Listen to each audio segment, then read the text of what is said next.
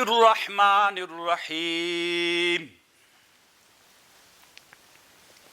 طالبان ورونو یو کتاب افلاطون جوړ کړی، د دې کتاب نوم ده الجمهوریة افلاطون.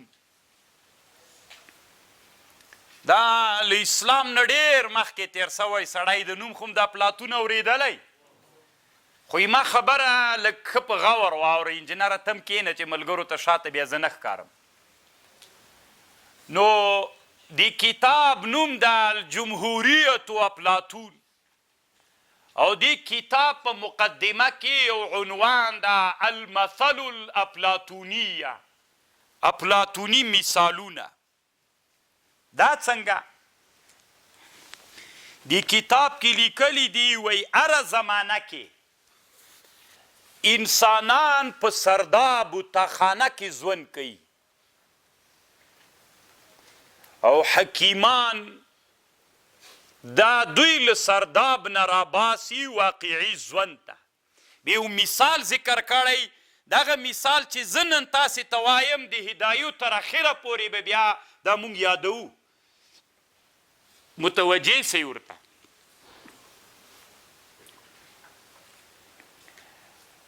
اوس ګورئ،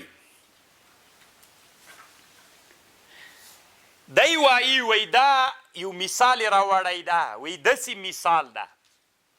دلته علامه طنطاوي په جواهر کې ترې نقل کړی،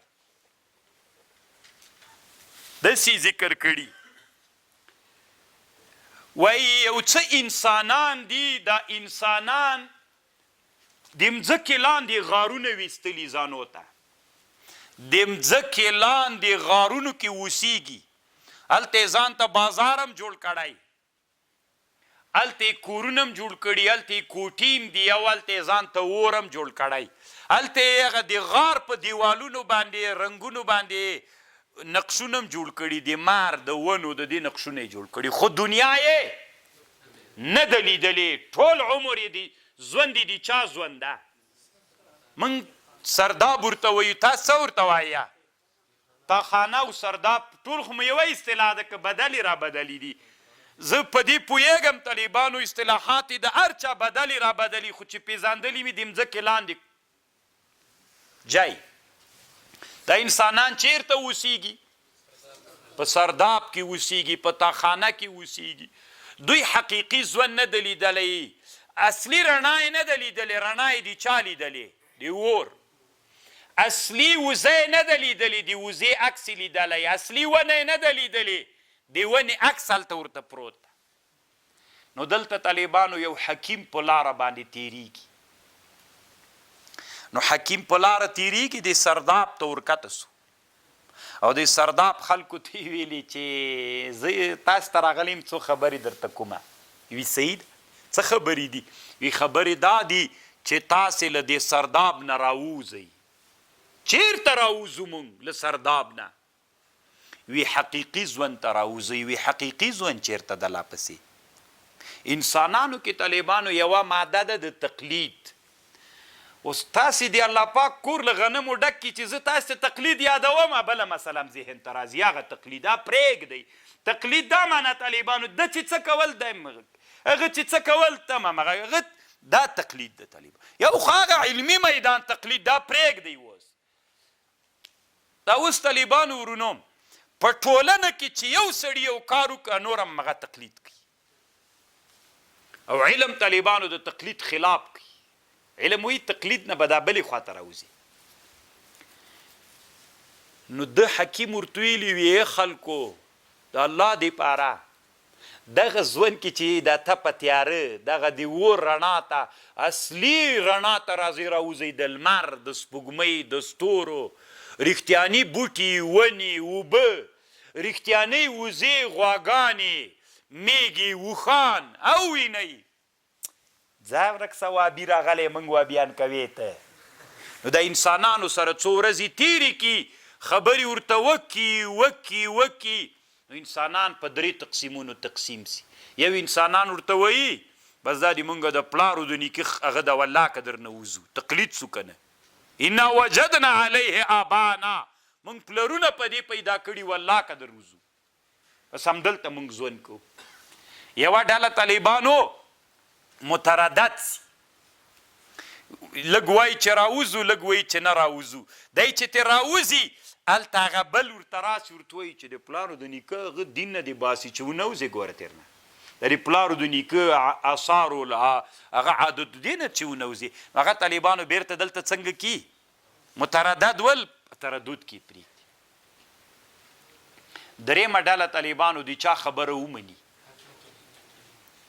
دوی مخکې حقیقي ژوند نه و لیدلی، نو حکیم سره په دې لاره باندې له دې سرداب نه راووتل، پاس راووتل چې حقیق د شپې راووتل. دوی د شپې چې راووتل طالبانو چې اسمان ته یې وکتل څه ښه ښکاري دا ستوري.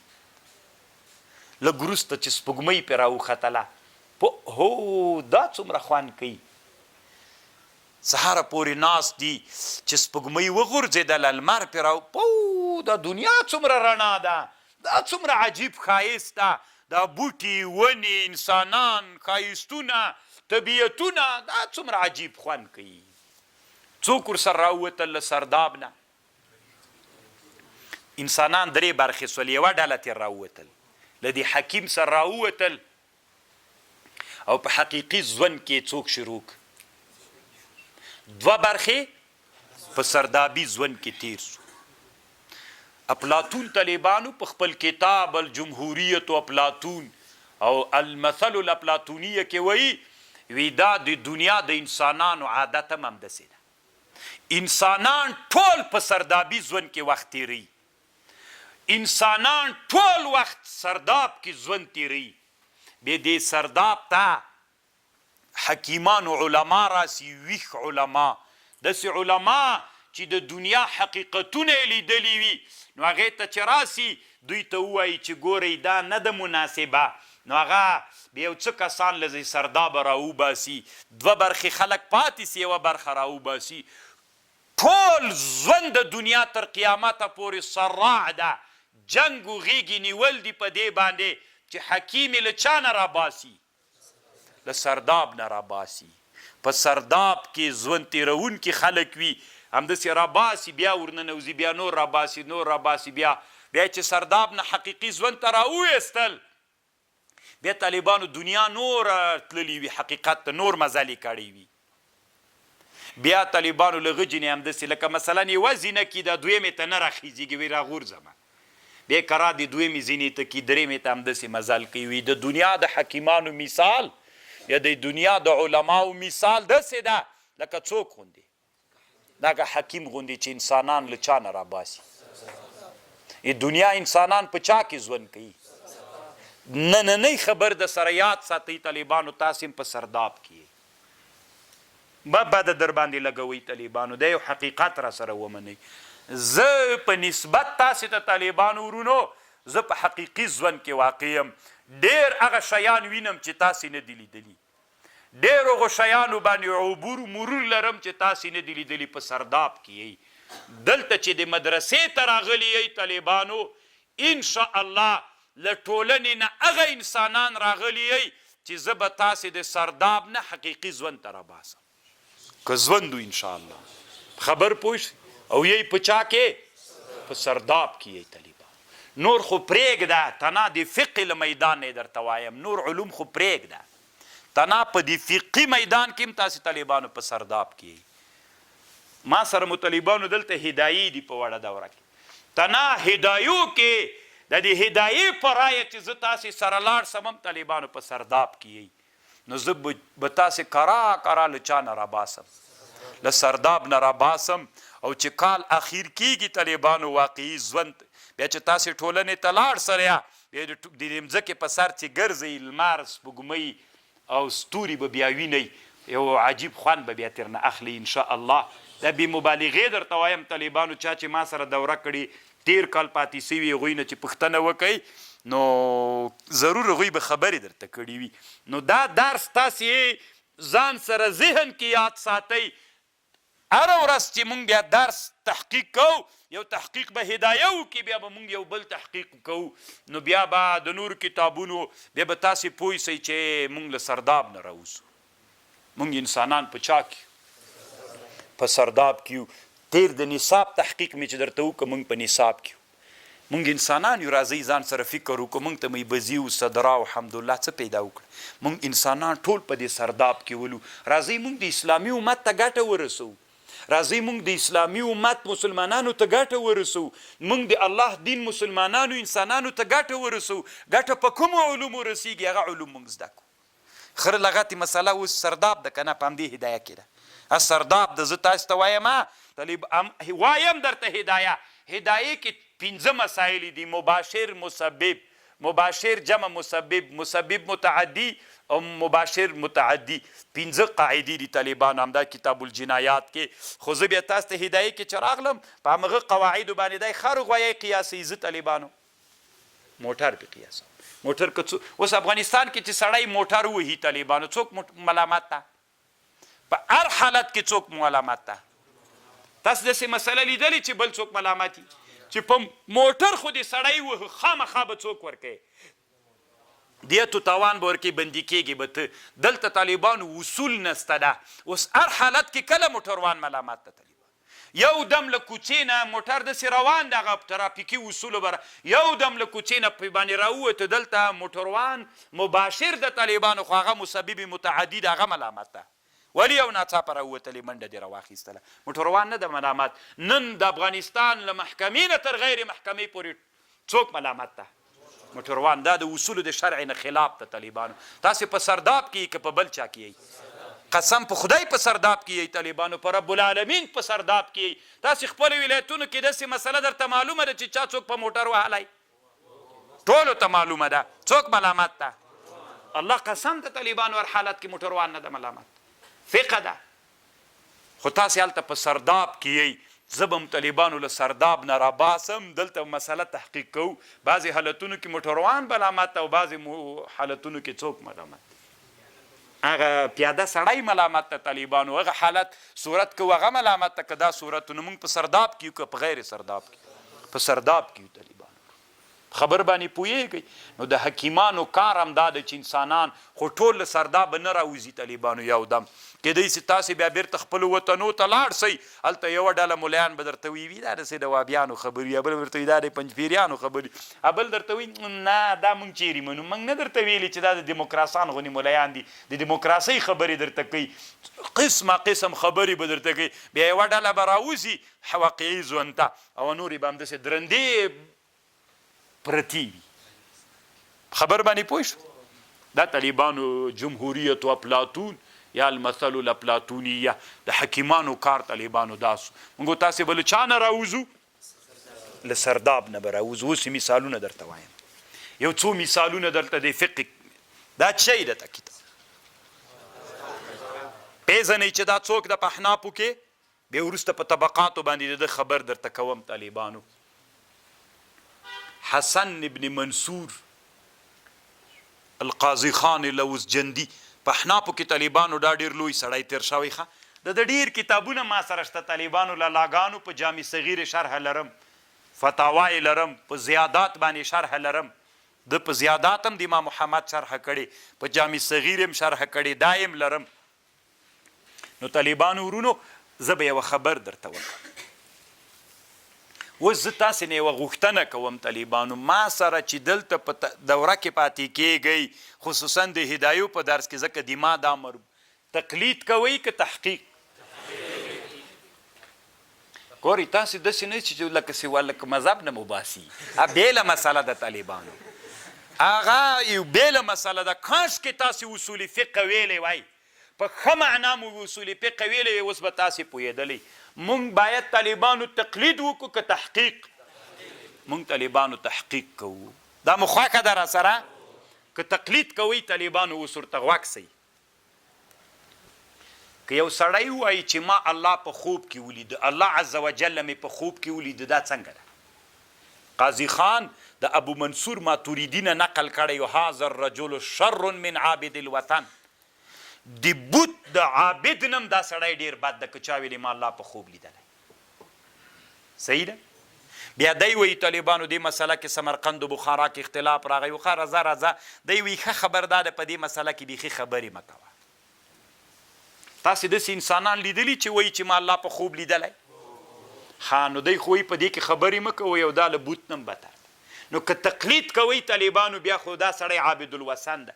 د ما والد رحمه الله ما ته ویلي دي چې ما الله عز وجل په خوب تاسې د تاریخ پاڼې وګورئ امام احمد ابن حنبل لیدلی، امام ابو حنیفه لیدلی، ډېر علماو مستقل کتابونه په دې مسئله جوړ دي چې الله په دنیا کې چا په خوب لیدلی. په سونو علما په کتابونو کې لیکل سوي دي. دی څه وایي؟ شر من عابد الوثن. که تقلید کوئ چې قاضي خان خو دومره غټ مولا ده چې هغه خبره وکړله بس موږ بیا دې ومنو، دا خو تقلید سو طالبان. که تقلید کوئ نو بیا چا چې الله عز وجل په خوب ولید نو ابو منصور ماتوریدي وی دا کافر ده، او هغه څه وایي دی وایي چې ښه خبردار دی کې به بیخي غږېږي. موږ اوس تقلید وکړو د همده که تحقیق وکړو؟ راځئ طالبانو موږ تحقیق وکړو. دا طالبانو علي قاري رحمه الله په شرح د فقه اکبر د امام ابو حنیفه باندې شرح کړی، روح منه الازهر نومیږي. روح منه الازهر شرح د فقه اکبر. دوه جینو کې طالبانو دلته خبر کوي، ځکه دا کتاب ټول ما کتلی طالبانو. ما د کتلو نښه دا ده چې کوم شیان مې کې لیدلي دا ټوله صفحه مې ډکه کړې. نو طالبانو ورونو دلته یې داسې لیکلي دي. نو چې دی وی کافر ده، بله ډله علما وی دنیا کې ډېر علما وی چې موږ الله په خوب لیدلی ده. نو دی وی راځئ محاکمه وکړو. محاکمه داسې د طالبانو ورونو هغه وایي څه ورته وایي دا علي قاري صاحب وایي. علي قاري صاحب وی دا تطبیق یې داسې ده څوک وایي چې ما الله په خوب ولیده، ښه خبر دا ده چې مه پکې غږېږه چې د خوب کې الله ته کیفیت و جهت ثابت کړي. په دې خوب کې خبر پوه شو. او که چېرته الله په خوب وویني بس دومره تعبیر یې وکړي چې ما الله په خوب ولیده، نور کیفیت و جهت و دا شیان یې بیخي څوک نه کوي، هېڅ خبره نسته ده پکې. اوس طالبانو تنا قاضي خان تقلید کوو که تحقیق خسو؟ آیو ملاو که تقلید دې کړی وی بس تی خلاص و بل کتاب بیخي راوړم، بل ته څه ضرورت ده؟ کنه قاضي خان ده او په احنافو کې د طبقاتو سړی هم ده. نو که تقلید دې کولی نو بس چا چې ویل الله چپ څه کاپیره دې باندې مسله کله خلاصېدله؟ خبره چا ته راوړه؟ تحقیق کې څه ویلې؟ که الله دې په خوب ولیده ته دوه حالت دي.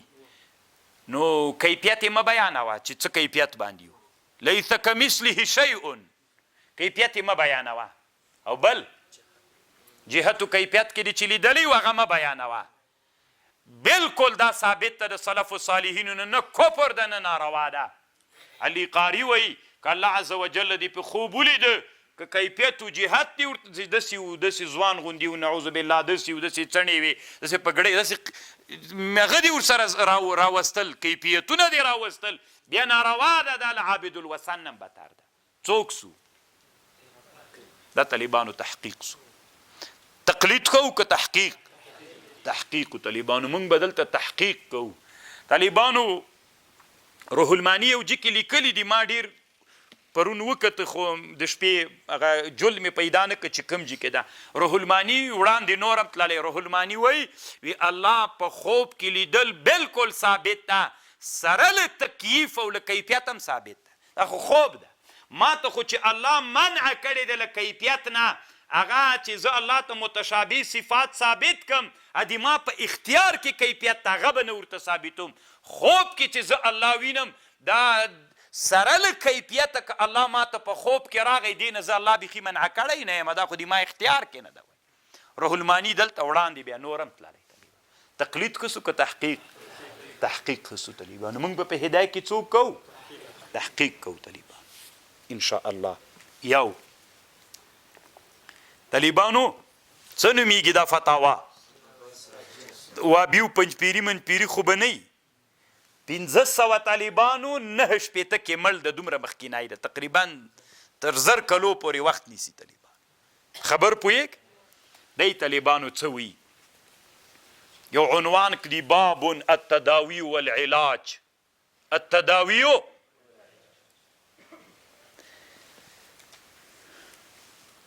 اذا سال الدم من انف انسان، که د انسان له پزې نه وینه وبهېده، يكتب بفاتحة الكتاب بالدم على جبهتي وأنفه ونحو ذلك للاستشفاء والمعالجة. بعضې نه دې وینې تللې دا وینه راواخله د همدغه سړي په دې وینه باندې وینه پاکه ده که مرداره په مرداره لیکل اسلام ده که کفر وایې که نه قرآن په مرداره لیکل د قرآن اهانت ته که نه قرآن په قاذوراتو کې شرقایت څه ویلې وی کفر ده دی څه وایي طالبانو وی که د چا پزه وینې کېده قرآن دې راواخیست وینه دې راواخیسته قرآن دې په تندي ورته ولیکه پروا نه کوي یو ولو كتب بالبول ان علم ان فيه شفاء لا بأس به ولكن لم يفعل پزې دې وینې کېده پزې دې وینې کېدله او په دې پوهېدې چې له ده سره ښه کېږي وایي لا بأس باک نسته ده ښه خبر دا ده کوی مه خو جایز ده وایي دا طالبانو څوک وایي دا له فتاوی سراجې نه رانیولې په شامي کې ستا په بزازیې کې ستا په دلته ستا نو زه څه درته وایم چې د احنافو په څومره کتابونو کې دا خبر سته خبر پوهېږ اوس تقلید کوئ که تحقیق حق دا د طالبانو دا ناروا ده که سراجې لیکلي دا د موږ د احنافو کتاب د احنافو کتاب دا هېڅ اصل نه لري دا مسئله موږ تقلید نه کوو تقلید اعما نه کوو موږ باید تحقیق وکړو تحقیق دا د طالبانو کتابة القرآن بالنجاست متعمدا کفر ده قصدن لیکل د قرآن په نجاست دا څوک ده دا کفر د طالبانو موږ تحقیق دا کوو لاندې محشي چې کومه حاشیه کړې الاصح المفتى به عند جميع مشایخنا منع کتابة القرآن بالنجاسه او بعضې کتابونو چې ذکر کړي دا مرجوح قول ده نو د علماو نه نقلونه نقل کړي موږ به څوک کوو طالبانو دلته به تحقیق کوو لا تقلید بس چې هغه لیکلي وو چې به موږ سر ورسره خورو موږ به د ده خبره باندې مزل کوو ورسره مزل به کوو چې لږ ورسره لاړ سو چې لاړلو بیا به موږ ته معلومات کېږي چې اوس دې کې حق کم یو ده خبر باندې پوهېږي دا دی بل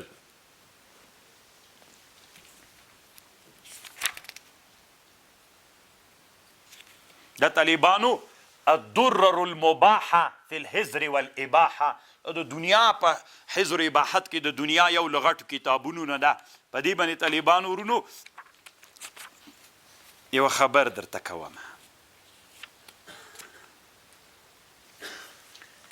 تاسې وطنو کې دا عادت شته چې چېرته تاسې میلمانه لاړ سئ چې میلمانه لاړ سئ که نه تاسې ته په هغه اختر کې څوک راوړي کور والا میوه راوړي یا مثلا شیریني راوړي یا چکلیټ یا خواږه راوړي یا ګوړه راوړي نو چې دې کور والا هغه راسي څه ورته وایي زوی چې راننوځي نو ته یو چکلیټ له دې نه ورته سپین کې وارې کې عادت شته تاسې کې شته دا روا ده که ناروا په ټولنه کې درته ښیم دا په ټولنه کې روا ده طالبانو ورونو دا تقلید د انسانان څنګه کوي چې وړکی راسي دا میلمه یې ورکوي دته ګوره سخي ته طالبانو ورونو اوس تحقیق ته غوږ سئ میلمه چې چېرته لاړه دته چې ډوډۍ راوړل سوله دته چې چای راوړل سو دته چې شیریني و دا خواږه کلچې ملچې راوړل سو دا اباحت ته که تملیک دا اباحت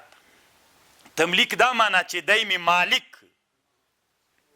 زه مثلا د ما کور ته دا دوه طالبان میلمانه راغلل دته مې ښه شیان کېښودل چې ورته کېمېښودل چې د ما بچی راغی یو هم راغی د موټی ورډکه بل هم نو اوس طالبانو ما چې دوی ته کوم شی راوړي دي دا اباحت ته که تملیک دوی مې مالکان د دې ګرځولي که جب کې اچوي که ځان سره یې په پنډه کې اچوي خالي کوي زتې باندې راوځي تنایي څومره چې خوري وي خوره نور وړلو حق نه لري خبر پوه دې ته څه وایي نو چې اباحت تنا د خوړلو حق لري د چا حق نه لري ته مې مالک کړی نه یې نو ته چې اوس راځې د ما زوی ته یې ورکوې دا له بابه د تملیک نه ده که باب د اباحت نه ده په ټولنه کې طالبانو عادت د چا معامله کیږي د تملیک معامله کیږي د ټولنې تقلید کوئ که تحقیق کوو مونږ تحقیق کوو طالبانو دا ناروا ده خبر پوهېږې طالبانو ورونو که چا میلمه کړی وي نو د کور والا سپی ډېر غپېده ته حق نه لرې چې ډوډۍ ور واچوې سپي ته یې نسې ور اچولی ځکه دا له بابه دي چا نه ده دا له بابه کاډوکه یې تا وخوړه ور وادي چې هغه پروا نه کوي دا له بابه دا کوم کارونه چې ته کوې دا له بابه د تملیک نه دي او تا ته چې کم شیان راوړل سوي دا څوک دي دا طالبانو د موږ د احنافو په ډېرو کتابونو کې د شامي زوی دا خپله رد المحتار کې سته بې زه تاسې ته راوړم اوس خو میاسې مثالونه درته ویلې ځکه موږ تاسې هدایو کې دا مسلې شته نو اوس په ټولنه کې عادت څه رقم ته ده هېڅوک هم پروا نه کوي تاسې که فکر وکړئ طالبانو کله کله بعضې عادتونه داسې وي مثلا چې چېرته لاړ سې بعضې خلک هغه شی چې پاتې سي ځان سره دسمال کې وتړي مڼه راواخلي جب کې راواچي دا طالبانو ناروا ده ځکه دا له بابه دي چا نه ده اباحت نه ده د دې دپاره اباحت د تملیک حق نه لري موږ طالبان باید د چا تقلید ونه کړو د ټولنې چې ټولنه کې رواج ده موږ به خپل کار به کوي ټولنه موږ باید طالبانو څوک وکړو تحقیق وکړو موږ به طالبانو تحقیق کوو د تقلید نه به راوځو تقلید په حق و که تحقیق په حق و تحقیق دلته په حق باندې ما په خبر پوه شو او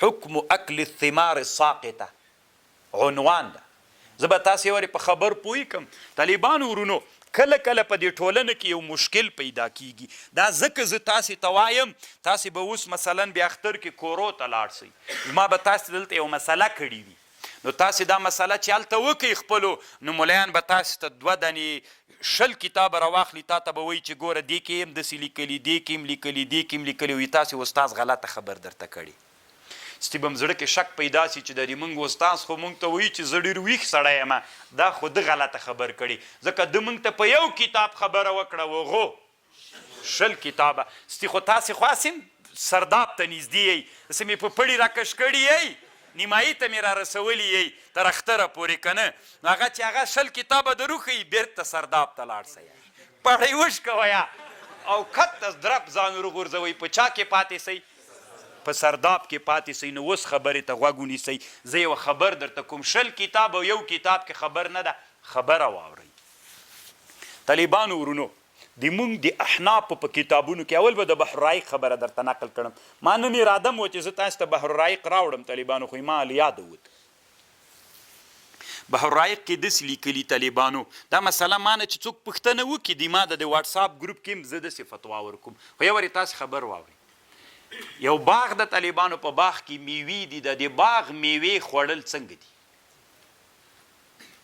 دلته 2 خبرې دي دا باغ به یا په بازار کې وي بحرالرایق وایي یا به په کلي کې وي که دا باغ په بازار کې نو میوې به 2 رقم ته میوې وي یو به داسې میوې وي چې له ونې راوغورځېږي خرابېږي نه لکه جوز مټک چارمغز غوندې بادام غوندې پیستا غوندې دا میوې خرابېږي نه هم که راوغورځېږي که نه نو دا هېڅکله نسي خوړلی تر څو چې اذن د چا د مالک د باغ د مالک اذن صراحتن و دلالتن نه یې بیخي خوړلی نسي خو چې دا باغ چیرته وي په بازار کې کوم باغ چې چیرته وي کوم باغ چې په بازار کې و او د بازار کې چې کوم باغ ده دې باغ کې چې کومې میوې دي دا میوې به 2 قسمه وي یو هغه میوې چې راوغورځېږي خرابېږي نه لکه دغه دا نسي خوړلی تر څو چې اذن یا دلتن یا صراحتن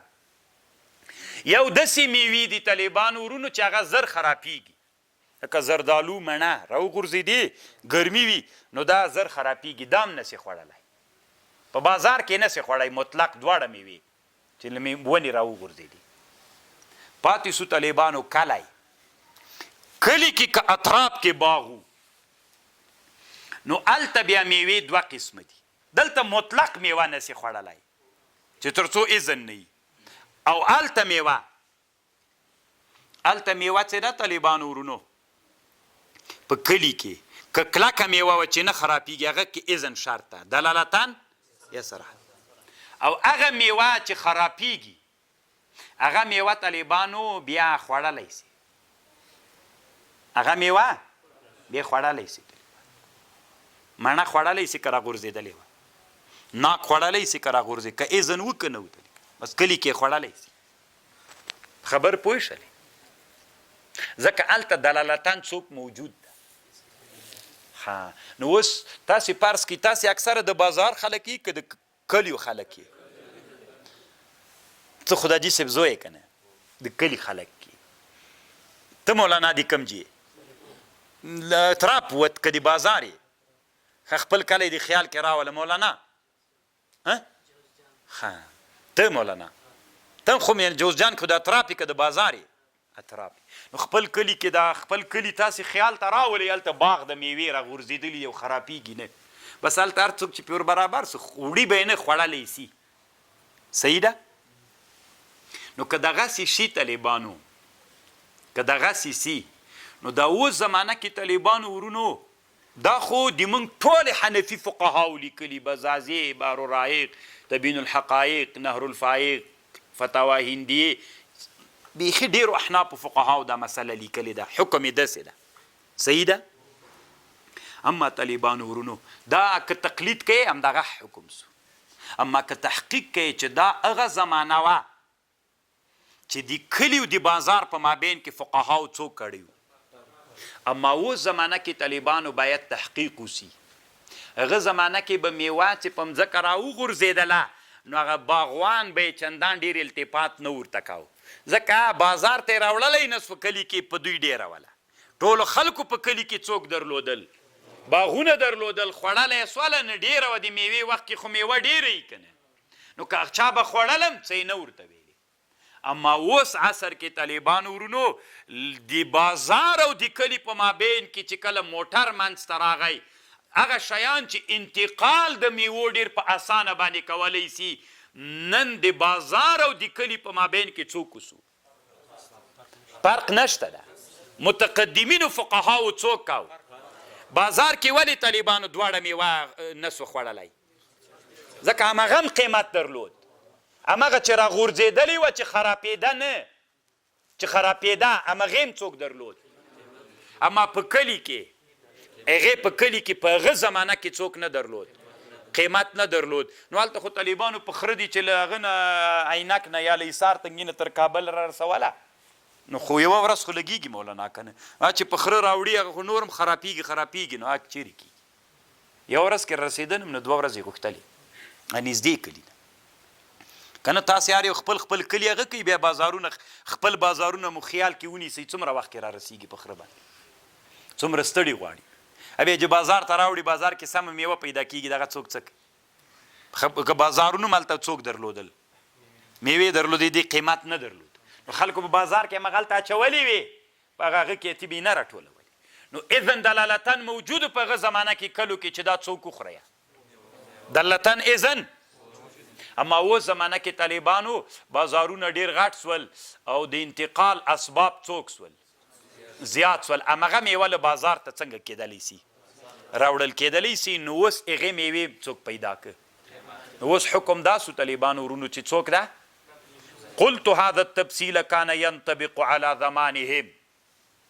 عند عدم وسائط النقل من القرى إلى المصر وأما اليوم فقد صار لهذه الثمار ثمن غال غير قيمة پیدا بسبب الوسائط التي تتوفت لدرجة انها لم تبق شيئا بدون ثمن نن داسې زمانه راغله هر شی څوک لري انداز کریم چې وخوري دا پلسیکونه چې پراته دي دا هم بیرته څوک لري سواء من الثمر الذي يبقى او من ثمن الذي فلهذا لا يحل التناول مطلقا اذا لم يتحقق الاذن والسماح بذلك سواء في القرى او په مصر کې وي اوس طالبانو ورونو تحقیق ته غوږ ونیسئ اوس چې مثلا دا مسله اوس راغله یو ملا ده مثلا ته د کوم ولایت د فراه ولایت نو ما نه پوښتنه وکړله چې د موږ په وطن کې دا کلیو کې میوې باد راغورځولي نو خلک یې خوري او دغه ملا فتوا ورکړې دی وی خورئ نو ما نه چې فتوا دا خلکو ته ضرر ده وایي ځکه اوس زمانه کې کله اجازه ورکوي خلک درکوي چې میوه راغورځېدلي نه یې ورکوي. نو چې د ده نه فتوا وغوښتله نو ده فتوا ورکړې ده دې مولا. نو ټول خلک راغلي باغونه ټول میوې خلکو خلاصې کړي که نه. نو چې میوه یې وخوړله نو ما نه چې فتوا وکړه ما ورته ویلې دا جایز نه ده. نو د مولا دا مولیان راجمع کړل، دا د سرداب مولیان یې راجمع کړل او د سرداب مولیانو ته یې ویلې چې راسه زه کتاب در وښیم. دوی لږ په ما عقیده راغلې وه، لږ مې له سردابه راویستلي ول چې ورته کېښودل 20 کتابه، خو رښتیا ټولو 20 کتابونو څه ویلې جایز ده. اما دا د هغې زمانې مسئله وله طالبانو، هغوی علت څوک ښودلی په ولې هغه زمانه کې جایز وه؟ قیمت یې نه و. اوس وسایل د نقل پیدا سول طالبانو، کنی پاکستان ته خو به لاړ شي کنه. وسایل د نقل چې پیدا سو څوک یې پیدا کړو؟ قیمت یې پیدا کړو. نو چې قیمت یې پیدا سو نو دی تنبه د طالبانو هماغه تنبه د دوی ته وایي چې مو استاز مو بلا والی په هېڅ هم نه پوهېږي. 20 کتابو کې مې در وښودله که نه، دی د یو کتاب راوښي. زه به یوه خبر ورته وکړم چې دغه کتاب کې ما لیدلي دي. خو طالبانو زه زورور یم د علمي له لحاظه که دوی. خو د سرداب په خلکو کې طالبانو تقلید ډېر غالب ده. 20 کتابه دا ډېر غالب ده. د چا په میدان کې؟ د سرداب په ژوند کې 20 کتابه چې ورته وښیه که نه غټ غټ، دا به ډېر خوند ورکوي. او د تحقیق په میدان کې طالبانو یو کتاب نه چې مازې خبره مو سره یاده کې چې علت ته راځي. اصل په کتابونو کې په نصوصو په دې شیانو کې علتونو علت هېڅ شی ده. ولې په بازار او په کلي کې په پخوانیو فقهاو کې فرق و؟ یعنې په بازار هغه کې هغوی ولې فرق کړی؟ هلته قیمت دلته ښه. نو اوس زمانه کې خو زرنجونه دومره ډېر سو په 1 ساعت کې را رسوي.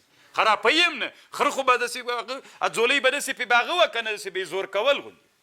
اوس خرابېږي هم نه که نه. نو چې نه خرابېږي وسایل نو خو نن هلته د پخوانیو متقدمینو فقهاو د بازارو د هغه فرق کو که نه کو؟ فرق په څه بنا باندې و چې په بازار کې قیمت و هلته قیمت نه و. نن چې وسایط راغلل هلته هم څوک پیدا سو، هلته هم اذن چاته ضرورت شته؟ اذن ته طالبانو چې هغه سماح اذن نه وي طالبانو جایز نه سو. والله دې وکړي چې تاسې ما سره چې بیا داسې نه وي طالبانو ورونو چې موږ تاسې بیا په جنجال واوړو سره. خبر پوه شولې چې بیا په جنجال وانه وړو چې بیا به وایي چې تا خو موږ ته ویلي چې داسې ده. موږ کلي ته چې لاړو ملیانو 200 هلته کتابونه راواخیستل، 200 کتابونه نه ته خلاف غږېدلې. نو بیا به طالبان هغه د 200 خبره نه وي، موږ تحقیق خبر باندې پوه شو. نو موږ به انشاءالله انسانان د سرداب نه راباسو یو تر بل همداسې.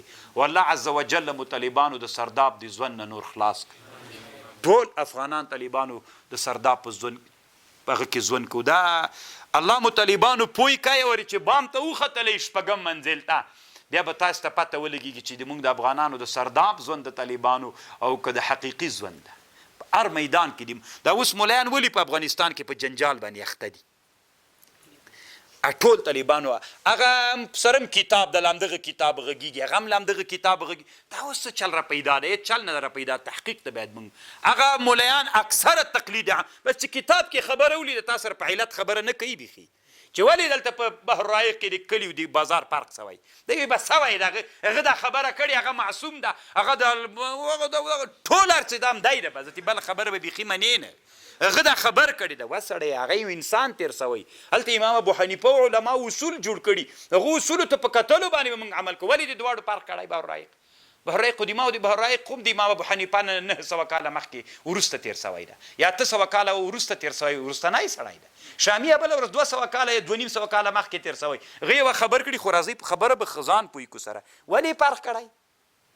دلته قیمت و هلته قیمت نه و. ښه اوس زمانه کې په کلي کې څنګه ده چې اسباب د نقل پیدا سول بس بې خبره جوړه شوه که نو ما سره په علت باندې وغږېږه. نو چې په علت وغږېږي طالبانو د اختلافونو د مسایل ټول له منځه ځي. موږ به طالبانو دلته څوک کوو؟ انشاءالله تحقیق به کوو. کیدای شي داسې مسلې راسي طالبانو چې هدایې په زمانه کې هدایې و فیصله کړې طالبانو موږ نه ورسره منو. بیا درښیم یې طالبانو تاسې به وایي چې لکه سوابیان کوي که نه زړه کې خو ما همداسې ګرځي. خو دا به هلته بیا تاسې ته معلوم سي طالبانو چې د هدایې سره د هدایې شارحینو ډېرې مسلې نه دي منلي. خبر باندې پوهېږئ؟ انشاءالله داسې شیان به بیا ویني. نو موږ به تحقیق کوو. طالبان قاعده به همغه قاعده وي، دلیل به همغه دلیل وي. خو دلیل ته به ګورو چې نن زمانه کې دا دلیل تطبیق خوري که نه خوري. دا بله زمانه داره زمانه کې خو طالبانو هر سړی سورګیری ملا شاد ګولي که بعضې سورګیری بل نوم هم لري بل نوم هم لري طالبان. بس